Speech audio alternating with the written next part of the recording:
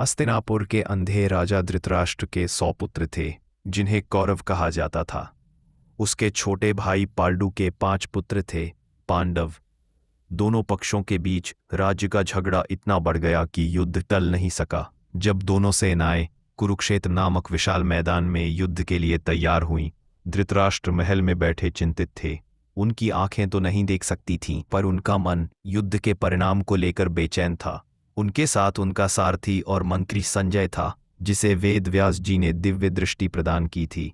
इस दृष्टि से संजय वहां बैठे बैठे ही कुरुक्षेत्र का सारा दृश्य देख सकता था।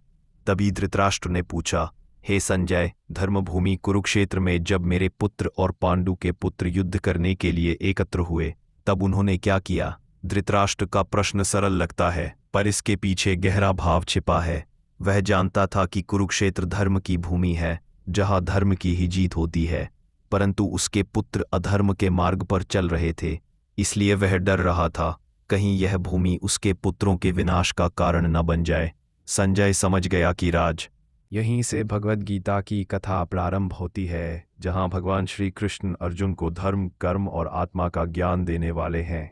सीख: धृतराष्ट्र की तरह अगर हम मोह और पक्षपात से देखेंगे तो हमें सत्य कभी स्पष्ट नहीं दिखेगा। सच्चा धर्म वही है जो निष्पक्ष होकर न्याय के साथ खड़ा हो।